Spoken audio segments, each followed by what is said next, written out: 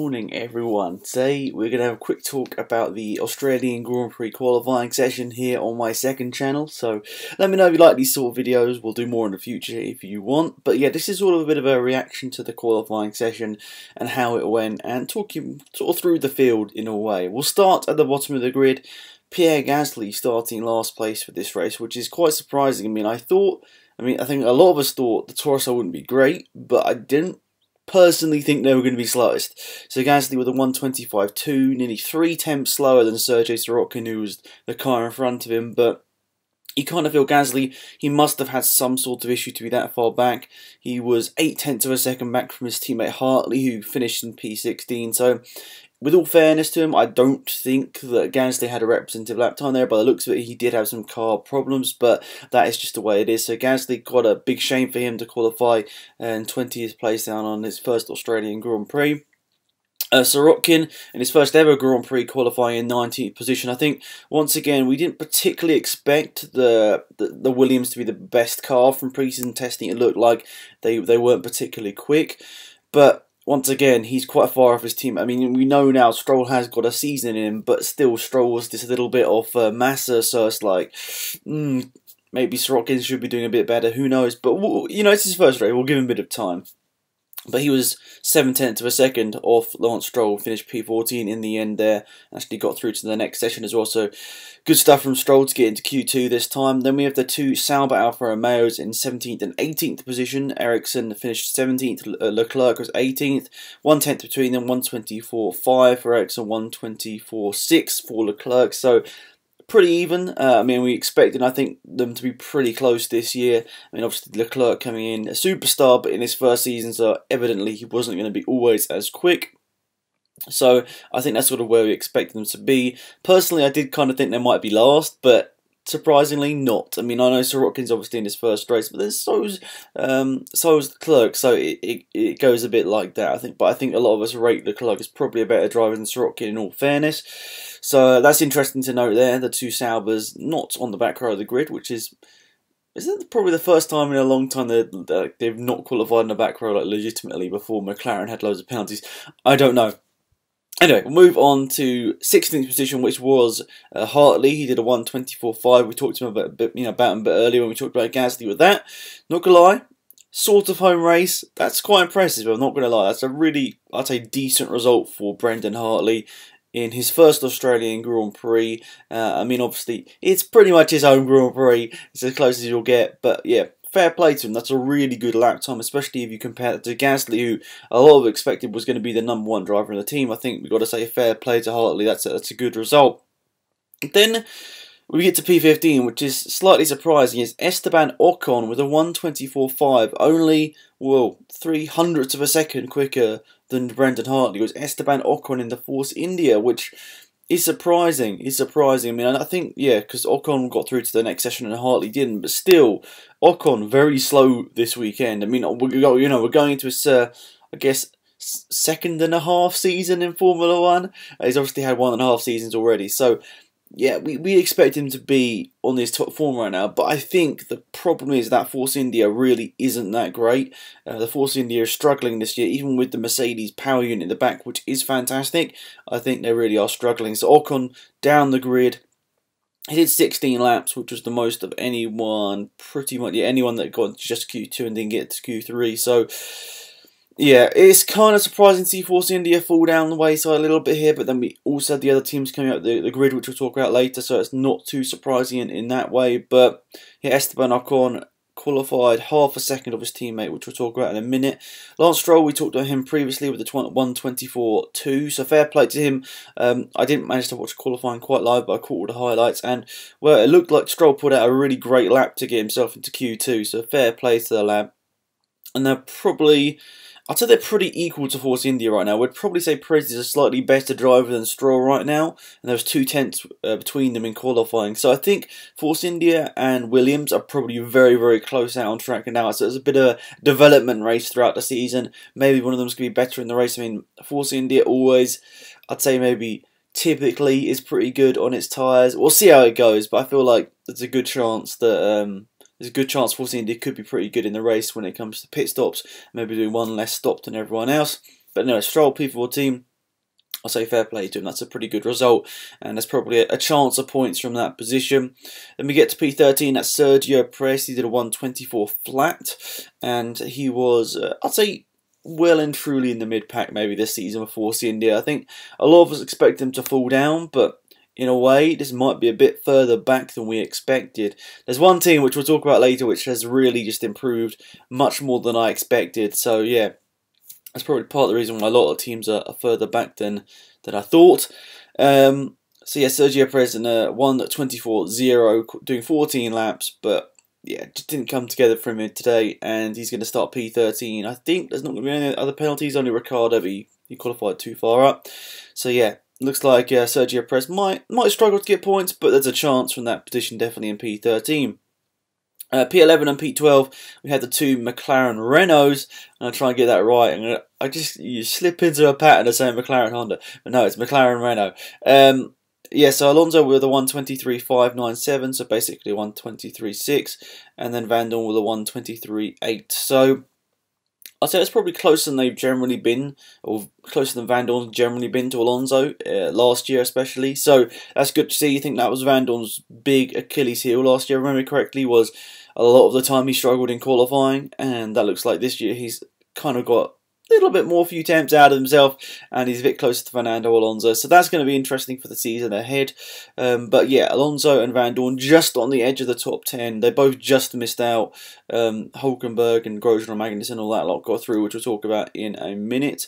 So yeah, so Alonso, I think he's probably going to score points tomorrow. As long as the car doesn't break down, he's pretty good with his strategy and all that. So I kind of expect him not to. I kind of expect him to get himself into the points. But yes, that's the thing. McLaren Renault just outside the top 10. But what surprised me is I'm a bit confused about this because there's two different sort of timings for this next one.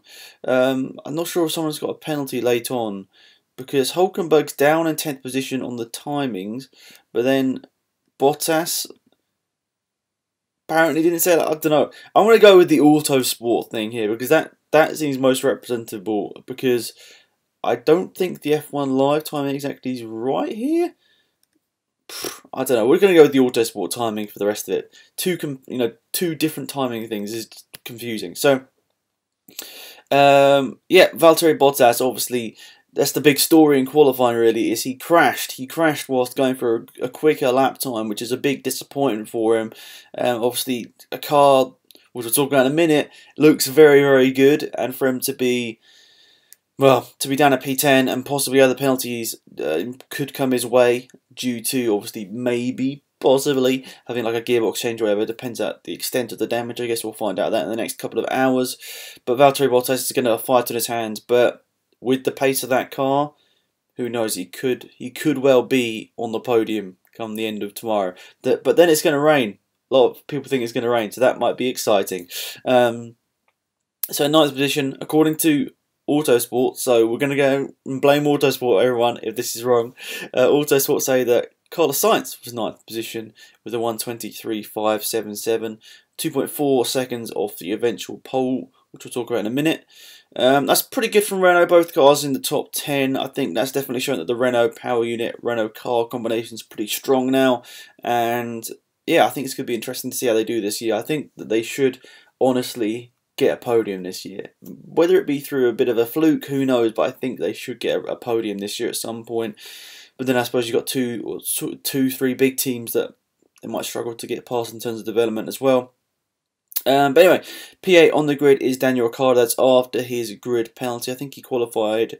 Yeah, he qualified P5 before the penalty. He was 0.2 of a second of his teammate Max Verstappen, which we'll talk about in a minute. He did a 1:22.152, just under a second off the pole time, which we'll talk about in a minute. I don't want to spoil it too much. But yeah, so Daniel Ricciardo is getting a bit of a fight on his hand, but we know he's a fantastic overtaker, so he'll probably get that all done. Then for P7, it's Nico Hulkenberg. He did a 1:23.532.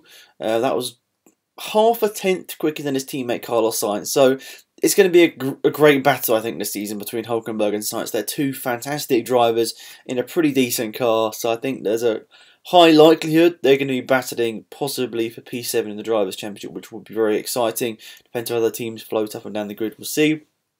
But Hulkenberg starting P7 tomorrow, which is interesting and exciting. But then we got the big news of the day, I'd say. Apart from Bottas crashing, this is the news everyone's talking about. Haas, their pre-season pace has changed into, I'd say, pretty strong, qualifying pace at least, and I'd assume good race pace as well. Kevin Magnussen P5, Romain Grosjean P6, separated by a tenth of a second, or just over a tenth of a second. Magnussen with a 1:23.1.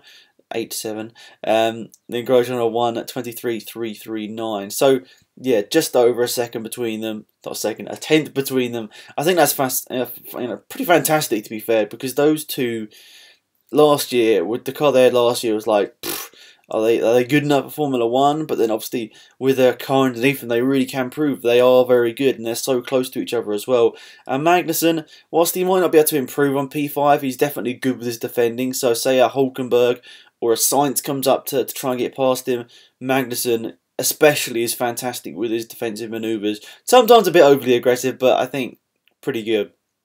So yeah, fair play to Haas. Well done, by the way. That's a great result, and I think we've got to congratulate them on pretty incredible winter, really, being able to develop such an amazing car over the winter period. I mean, a lot of people are saying it's basically last year's Ferrari.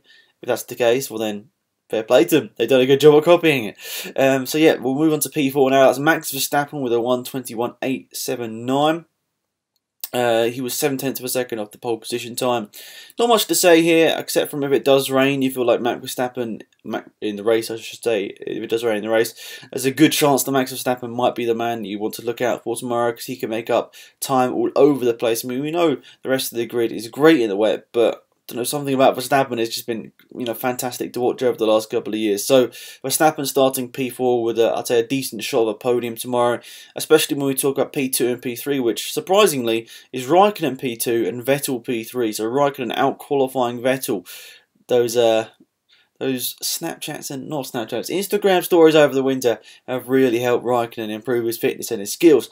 But anyway, Raikkonen was very close. I think it was a hundredth of a second between Raikkonen and Vettel. But the problem is they're still over 0.6 of a second, both of them off pole position, which we'll talk about in a second. But 1:21.8 for both drivers. You're literally a hundredth of a second separating the two of them. So yeah, I don't know what to say here, because I thought Ferrari were going to be a bit closer. I thought Red Bull were going to be a bit closer, to be fair, as well. So it's, when I got up until the result, I was like, I don't know. I feel like, please don't let this be another year of Mercedes domination, because I just want to have a good year of Formula 1 where it's exciting, where we could have any one of 6 maybe drivers winning. But around here today, Ferrari were too far off. I think maybe Vettel, but mostly Verstappen in the rain and Ricciardo. They'll be pretty good if the conditions go their way. We'll see that obviously tomorrow. But we'll talk about the pole man, Lewis Hamilton. A 1:21.164. I mean, how does this guy get that extra pace? That is absolutely fascinating stuff from Lewis Hamilton. Fantastic, I suppose I should say as well.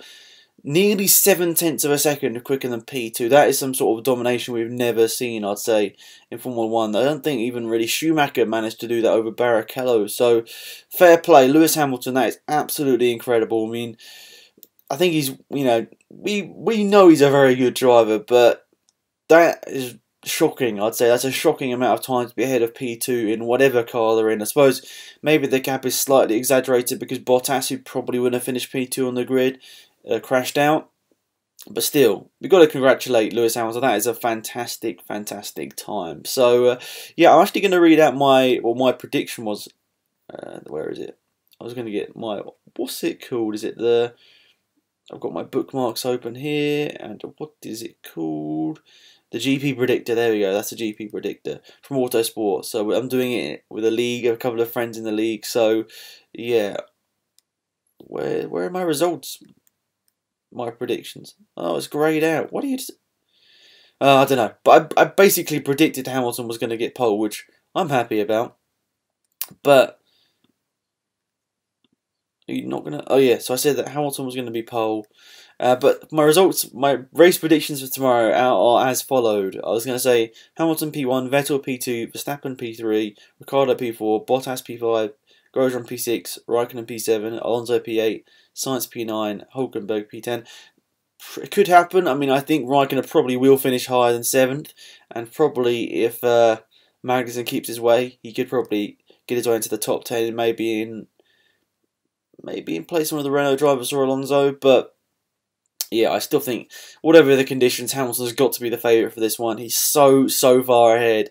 Unless something crazy happens, I mean, surely he's going to be getting this race win. So, yep. Hopefully you guys enjoyed the video. Please leave your comments and thoughts down below. Have a fantastic day, and I'll see you tomorrow for the live stream on my main channel, which hopefully you guys will enjoy.